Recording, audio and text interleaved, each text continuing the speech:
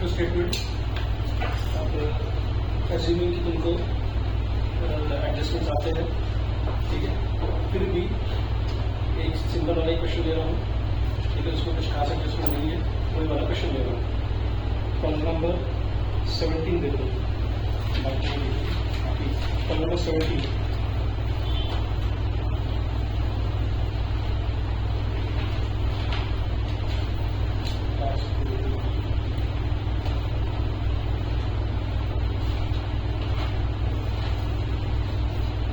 Balance sheet given है आपको, ठीक है, एडजस्टमेंट देखो, depreciation charge on land and building rupees 10,000 and part machinery rupees 20,000, फिर cash flow statement.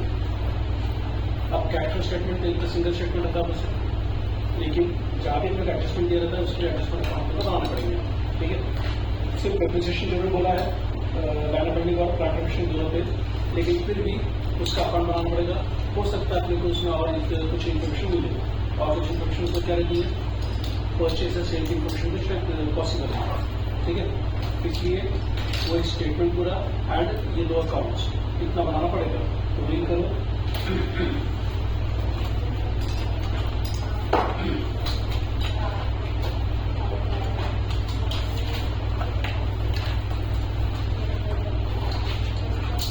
Cash flow statement,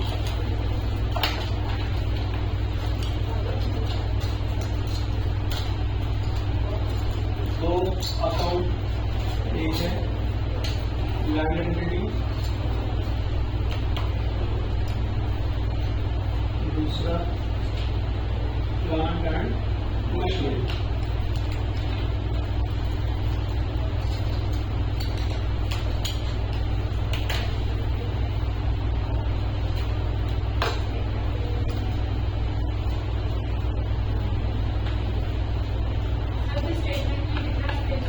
एक पेज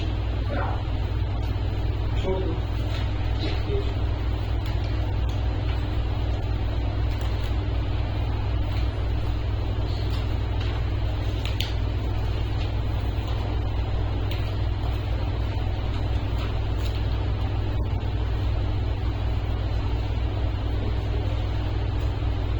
तीन पार्ट में लगता है, ये पार्ट हमारे पहुंच चुके हैं, cash flow, cash flow from operating activities.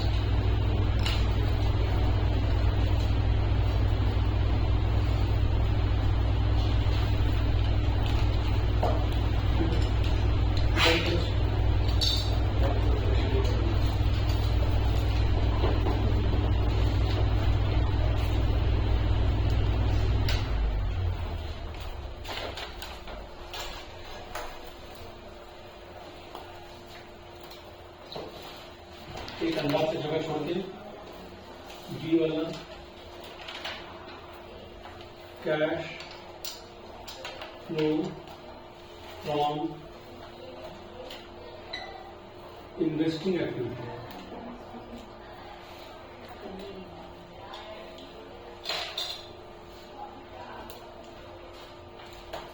and C financing activity.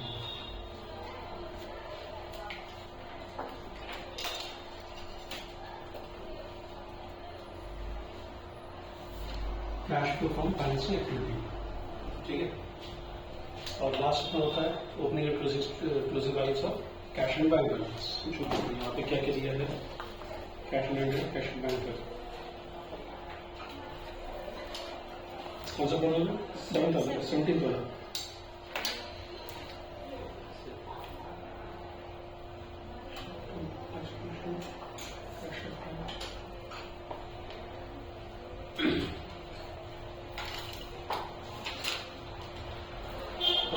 Sir लिखना होगा सब कुछ, शुरू करें, ठीक है। अंदाज जगह छोड़कर रहना पड़ता है, कौन सी एंट्री कहाँ पे आएगी अपने को पता नहीं, जैसे आएगी वैसे अपने को करना है, ठीक है। एसेट साइड से अब ऊपर एसेट है, एसेट साइड से शुरू कर रहे हैं। पहला है land and building, land and building की एंट्री हो गया अकाउंट में, और अकाउंट बनाया हमने टू ओपनिंग बैलेंस, कितना बैलेंस है 2 लाख, 2 लाख क्लोजिंग बैलेंस आएगा क्रेडिट साइड में 1,90,000 बाय क्लोजिंग बैलेंस 1,90,000 उसका क्या है plant and machinery plant and machinery again account में उसका अकाउंट में एंट्री करो टू ओपनिंग बैलेंस कितना 1,50,000 1,50,000 बाय क्लोजिंग बैलेंस 1,69,000 1,69,000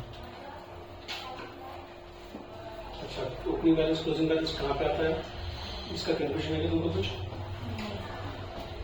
किसका ओपनिंग बैलेंस डेबिट साइड में आता है किसका ओपनिंग बैलेंस क्रेडिट साइड में आता है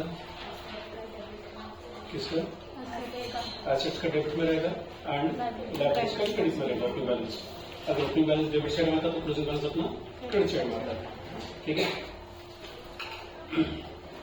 नेक्स्ट उसके बाद क्या है स्टॉक स्टॉक मतलब करंट एसेट में अपने को करंट एसेट के इंक्रीज और डिक्रीज का इफेक्ट देना है पहले नेट प्रॉफिट ढूंढ के लिखने की जरूरत नहीं होगी ठीक है जिस ऑर्डर में आएगा उस ऑर्डर में अपन करेंगे लेकिन पहले अपने को पता है नेट प्रॉफिट आता है तो पहले नेट प्रॉफिट करके लिख के रखो सिर्फ ठीक है अब इसमें इंक्रीज था डिक्रीज था क्या था स्टॉक में डिक्रीज मतलब क्या करेंगे डिक्रीज इन स्टॉक ऐड करना है कितना अमाउंट है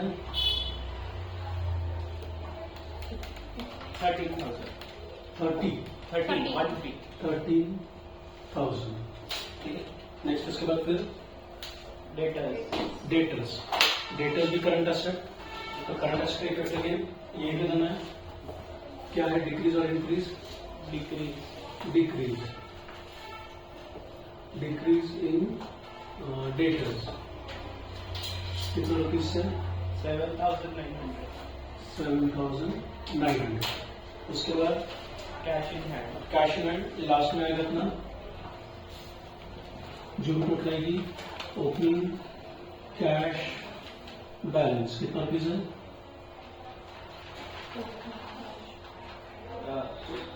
500 इंक्रीज नहीं चाहिए ओपनिंग कैश बैलेंस ओपनिंग 2,500 2,500 ठीक है उसी के साथ ये जो प्लस करके अपना अमाउंट आएगा अपने को मिलेगा क्लोजिंग कैश का बैलेंस ठीक है मीन्स जो भी यहाँ पे टोटल आएगी इस टोटल में 2,500 ऐड करेंगे तो अपने को क्लोजिंग का कैश बैलेंस मिलेगा तो वहीं पे क्लोजिंग कैश बैलेंस लेकिन इसमें कैश के साथ अपने को बैंक बैलेंस दिया हुआ है ठीक है कितना रुपये से कैश बैलेंस तो ओपनिंग के लिए बैंक ओपनिंग का बैंक का नहीं दिया है लेकिन क्लोजिंग तो दिया हुआ है 4,000 कैश का बैलेंस है बैंक का प्लस कैश का बैलेंस 3,000 मतलब यहाँ पे जो लिखेंगे वो 3,000 प्लस 4,000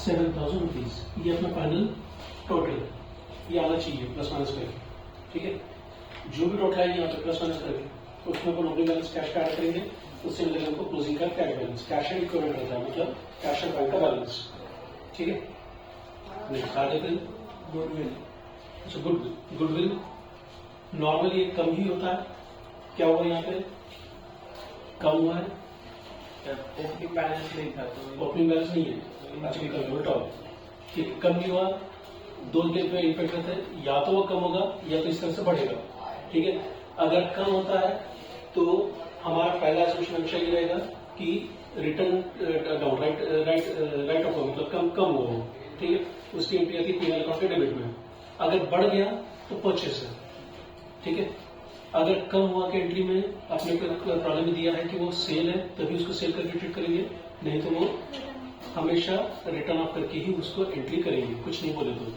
ठीक है और अगर बढ़ गया तो परचेस ही है उसके अलावा कुछ नहीं है अब परचेस है गुडविल परचेस करें मतलब ये इन्वेस्टिंग एक्टिविटी है ठीक है परचेस ऑफ गुडविल यहाँ पे आएगा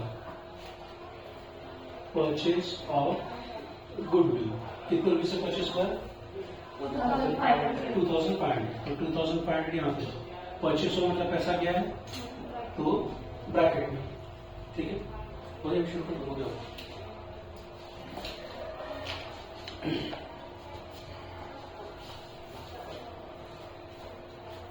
हो गया एसेट स्ट्रक्चर कंप्लीट हो गया। अब लायबिलिटी साइड, लायबिलिटी साइड में सबसे पहला आइटम क्या लिया है, शेयर कैपिटल। वही से शुरुआत करें। ठीक है, एक्चुअली कौन सा आइटम कहाँ से लिखिए, यहाँ से नीचे से ऊपर जाओ, ऊपर से नीचे जाओ, चलेगा। शेयर कैपिटल, पहला share capital, share capital usually increase होता है, हुआ है कुछ, मतलब क्या हुआ, पैसा आया, पैसा आया मीन्स उसको लिखिए फाइनेंशियल इक्विटी, पैसा यहाँ पर जो आना होता है उसका इफेक्ट यहाँ पे, issue of shares, issue of shares, कितने रुपये से इशू है, 50,000, इशू करने से पैसा आया है इसलिए ओपन है। ठीक है, रिडम्पशन होगा, रिडम्पशन किसका होगा, प्रेफरेंस शेयर्स या फिर डिबेंचर्स का। ठीक है, तो ही उसका इफेक्ट यहाँ पे माइनस में आएगा। इक्विटी शेयर्स रिडम्पशन कभी नहीं होता लाइफ टाइम में। ठीक है, तो वो हमेशा इंक्रीज ही होगा या तो कुछ नहीं होगा उसको। ठीक है, उसके बाद जनरल रिजर्व बढ़ गया होगा, ट्रांसफर जनरल रिजर्व यहाँ पे आएगा वो transfer to general reserve, general reserve में ट्रांसफर करते तो पीएनएल अकाउंट के डेबिट में आता होगा, इसलिए ऐड ही करना है। कितना रुपीज है, 5,000। 5,000। नेक्स्ट उसके बाद पीएनएल अकाउंट में जो डिफरेंस है वो नेट प्रॉफिट के सामने लिखना है। करंट के पीरियड में से प्रीवियस पीरियड को माइनस करना है, 41,500 प्लस है माइनस हाँ, करंट ईयर में से प्रीवियस ईयर को माइनस करना है, इसी को बोला माइनस में कितना रुपीज, 41,500। ठीक है, नेक्स्ट उसके बाद short term loan, short term loan मतलब करंट लायबिलिटीज। ठीक है, करंट लायबिलिटीज के इफेक्ट अगेन यहाँ पे। ठीक है, क्या चेंज हुआ उसमें, डिक्रीज हुआ, करंट लायबिलिटीज इंक्रीज हुआ तो ऐड करेंगे, डिक्रीज हुआ तो लेस करेंगे। क्या था, decrease in short term loan,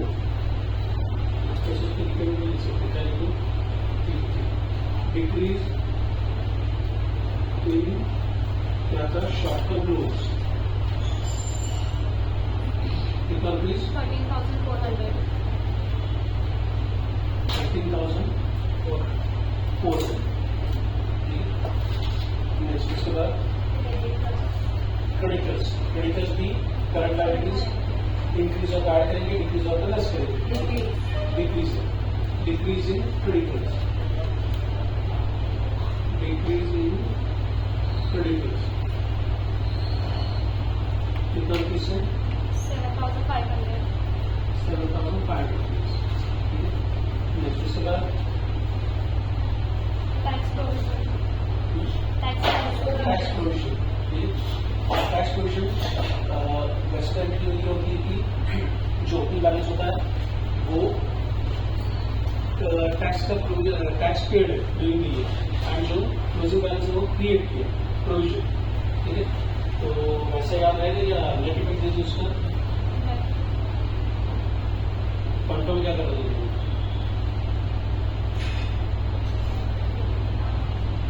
opening balance मतलब क्या है, प्रीवियस ईयर का प्रोविजन क्रिएट किया हुआ है वो इस साल पे होगा, इस साल पे होता है तो उसको फिर यहाँ लिखते हैं जो टोटल एप्लीकेशन है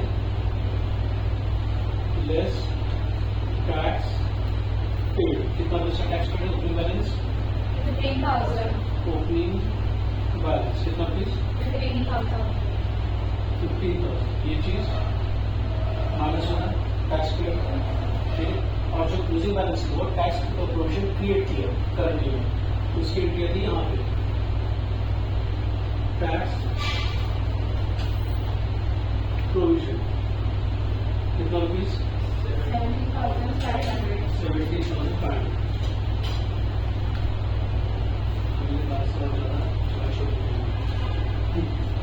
उसके बाद सब एंट्रीज होगी, एडजस्टमेंट बाकी है, अभी डेप्रिसिएशन लिखने की जगह चाहिए। अब डेप्रिसिएशन एडजस्टमेंट दिया है, पहला डेप्रिसिएशन कितना, 10,000, कौन सा लैंड डेप्रिसिएशन की एंट्री बाय पीएनएल अकाउंट। ठीक है, डेप्रिसिएशन कितना रुपीज, 10,000। दूसरी एंट्री आएगी इधर, ठीक है। मेरे पास जगह कम है तो मैं दोनों डेप्रिसिएशन का ऐड करके लिखूंगा, ठीक है। तो दोनों करके पहले तो अपना सेपरेट एंट्री करो उसकी, depreciation on land and building, पहली एंट्री क्रेडिट साइड वहां पे, दूसरी एंट्री यहाँ पे, ठीक है। एडजस्टमेंट है, दो जगह पर एंट्री होगी। तो उसके बाद प्लांट मशीनरी की कितना डेप्रिसिएशन है? 10,000, 20,000. बाय P&L अकाउंट 20,000, ठीक है। दूसरी एंट्री यहाँ पे डेप्रिसिएशन मैं दोनों को मिला के लिख रहा हूँ 10,000 प्लस 20,000, टोटल हो गया 30,000।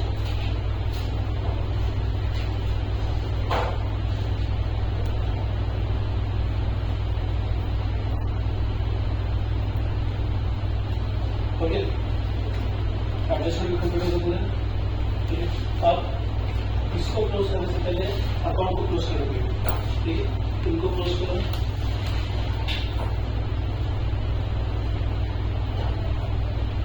डेबिट साइड की टोटल 2 लाख, क्रेडिट साइड की टोटल 2 लाख, मतलब पहले पुलिस को कुछ करनी जाती है, कोई एजुकेशन नहीं है, यहाँ पे होता है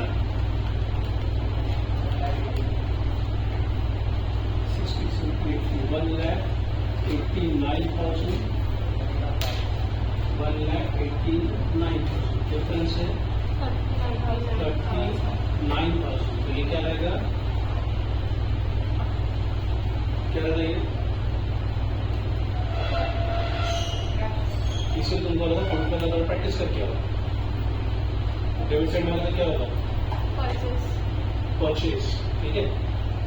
अब फंड फ्लो और कैश फ्लो ध्यान रखना, अगर डेबिट साइड डिफरेंस अगर एडजस्टमेंट अकाउंट में कोई भी एडजस्टमेंट अकाउंट हो तो उसको तुम लिख सकते हो टू बैंक अकाउंट, ठीक है। मतलब क्या ये परचेज, ठीक है। कोई भी एडजस्टमेंट अकाउंट हो डेबिट साइड में मतलब टू बैंक अकाउंट करके लिख सकते हो, और क्रेडिट साइड में अगर आता है तो बाय P&L अकाउंट करके लिख सकते हो, ठीक है। ये चीज 99% टाइम्स हमेशा करेक्ट रहेगा। कोई भी एडजस्टमेंट अकाउंट हो परचेज में, फंड फ्लो और कैश फ्लो दोनों में, डेबिट साइड डिफरेंस में तो to bank account, credit side difference आगे तो बाय P&L अकाउंट, ठीक है। कभी कभार होता है, और जैसे अगर आपने यहाँ पे डिफरेंस आता सपोज हमने ऑलरेडी P&L अकाउंट पहले लिख चुके, तो यहाँ पे आता फिर बैंक अकाउंट, ठीक है। ऐसे बहुत कम प्रॉब्लम होता है। आ रहा है समझ?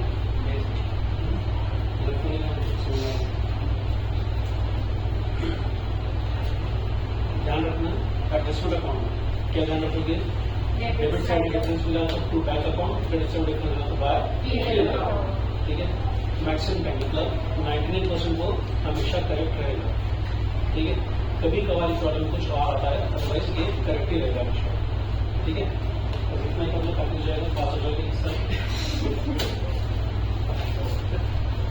अब ये बैंक अकाउंट मतलब परचेस हुआ, ब्रैकेट में परचेस लिख सकते हैं, तुम्हारा समझ परचेस। अब परचेस मतलब क्या हो गया? इन्वेस्टिंग एक्टिविटी, इन्वेस्टिंग एक्टिविटी मतलब बी पार्ट में आएगा, बी पार्ट में purchase of plant and machinery, purchase of plant and machinery कितना प्लीज? 39,000। परचेस वाला मतलब पैसा जा रहा है, इसलिए ब्रैकेट में, ठीक है। तो ऐसा कुछ समझे, आप एक एक पार्ट को प्लस माइनस करना है, इसको पूरा करो कितनी आती टोटल, जो माइनस में उसको माइनस में जाएगा, ठीक है।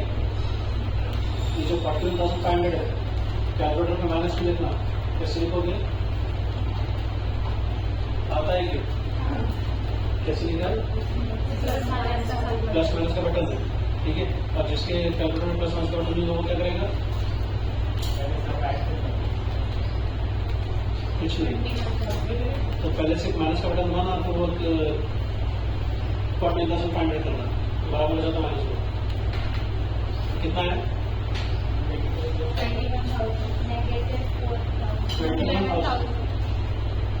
21,000।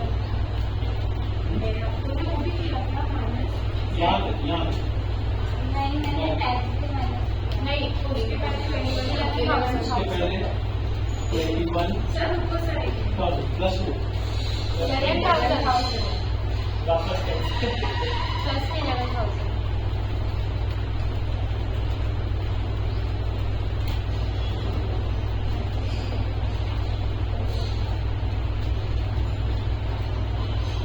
6,000 आएगा आपके पास 6,000. बराबर हाँ. प्लस में ठीक है सही है क्या? 11,000. अभी समझ में आ जाएगा अगर ये आंसर 7,000 नहीं आया मतलब हमने कुछ मिस्टेक किया हमने उसका total कुछ नहीं किया 11,000. ठीक है 11,000 हाँ. इसकी 21,000 से 28,000 11,000 मारा हाँ. नोट कीजिए देखो minus 4,000. 11,000 प्लस और 15,000 माइनस मतलब Minus 4,000. 4,000 माइनस ठीक है इसका 2,500 प्लस 11,000 माइनस में 41,500 ठीक है अब इसकी टोटल ये आउटर कॉलम में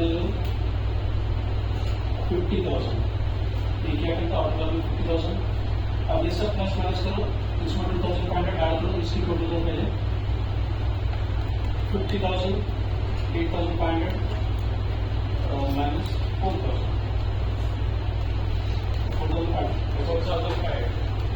4,500 ये 4,600 और एक्चुअली प्लस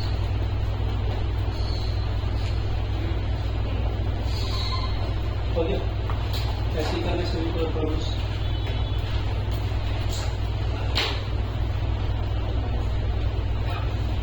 कौन सा आइटम कहाँ पे आते हैं थोड़ा सा याद करना चाहिए आपको समझ के ठीक है बेटर है तो समझ के करने का अच्छा है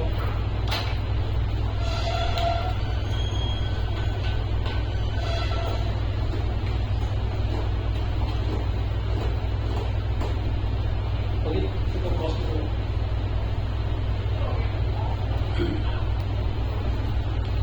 पेज नंबर 78 पे आई तो ये पेज नंबर 78 पे क्वेश्चन नंबर 4C सिर्फ कैश फ्लो स्टेटमेंट बनाना हो कुछ नहीं है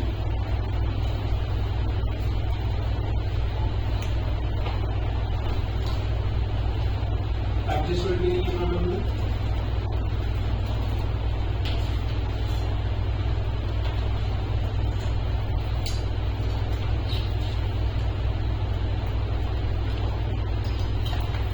कैश फ्लो स्टेटमेंट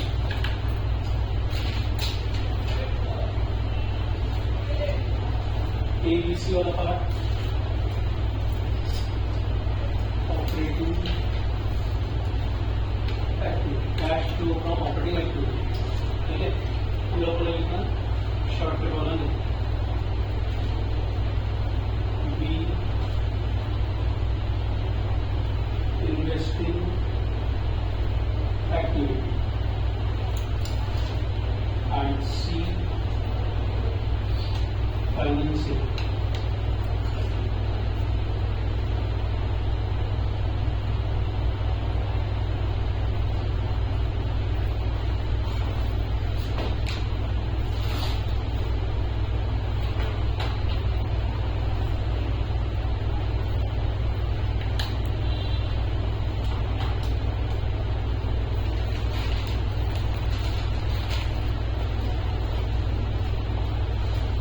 शुरुआत होती है नेट प्रॉफिट से नेट प्रॉफिट लिखने की जरूरत नहीं अमाउंट एक ऑर्डर में प्रॉब्लम से चलना यानी कुछ भी आइटम मिस नहीं होता ठीक है अगर तुम नेट प्रॉफिट ढूंढ के पहले लिखोगे फिर कहीं और जाओगे तो कोई आइटम मिस होने के चांसेस है और अगर आइटम मिस होने के चांसेस है पूरा प्रॉब्लम गलत हो जाएगा ठीक है तो शुरू करें एसेट से ऊपर है एसेट से शुरू करो बिल्डिंग बिल्डिंग में क्या चेंज है इंक्रीज इंक्रीज का मतलब परचेज परचेज का मतलब इन्वेस्टमेंट एक्टिविटी में आएगा परचेज ऑफ बिल्डिंग 30,000 परचेज करेंगे तो कैसा जाएगा इसलिए ब्रैकेट में उसके बाद फिर Inventories. इन्वेंटरीज मतलब करंट एसेट में क्या चीज है? इंक्रीज इन स्टॉक या इन्वेंटरीज कितने रुपये से इंक्रीज है? 80,000. 80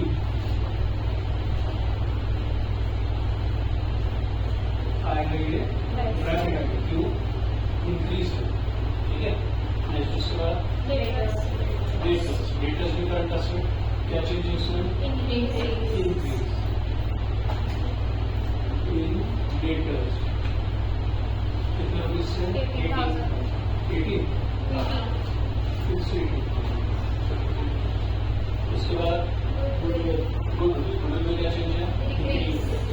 डिक्रीज मतलब क्या है? रिटर्न ऑफ ठीक है। गुडविल रिटर्न ऑफ कितना रुपीज? 6,000. 10 में राइट ऑफ हो रहा है कि मतलब क्रेडिट में जा रहा है, ठीक है। नेक्स्ट उसके बाद बैंक नीचे आएगा, कैश है तो ओपनिंग बैलेंस बैंक का कितना रुपीज का है? 6,000. 6,000 इसको ऐड करने पर मिलेगा क्लोजिंग बैलेंस क्या rupees? 9,000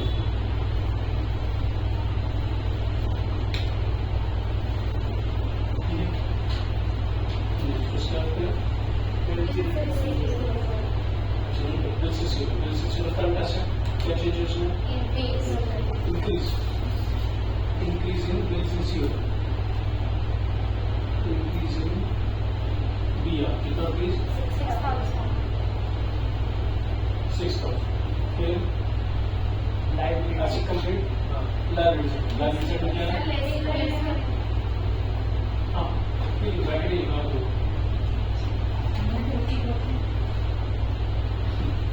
Share capital. Share capital में क्या है? Increase. Increase issue of shares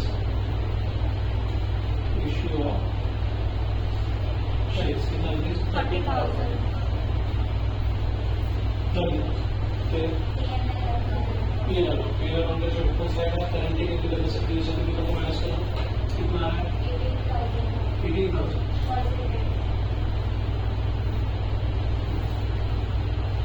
उसके बाद जनरल रिजर्व डिक्रीज और इंक्रीज और आपका ट्रांसफर टू जनरल रिजर्व कितना रुपीज? 6,000. उसके बाद 8% बॉन्ड्स क्या हुआ? ये इंक्रीज हो मतलब बॉन्ड्स इशू किए तो पैसा आएगा financial activity issue of 8% bonds कितना किसी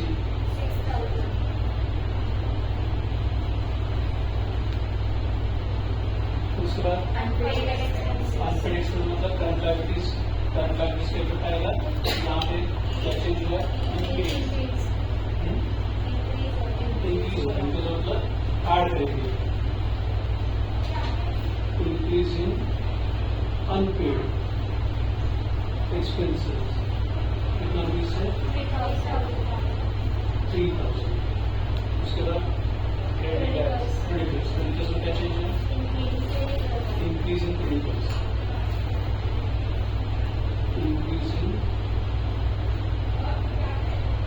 कितने रुपीज है? 6,000.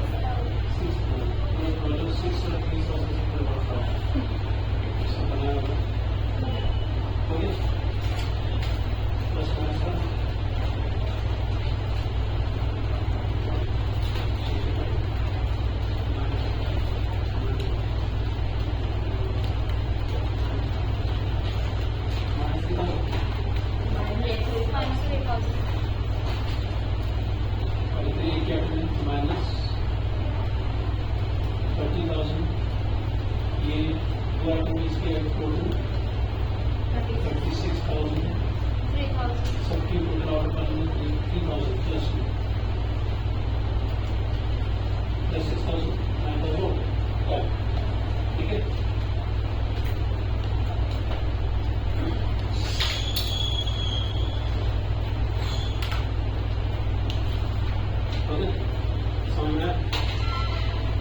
Minus 1 of G okay call करना है आशय का कोई बोलो तो एक व्यक्ति में क्वेश्चन नंबर सी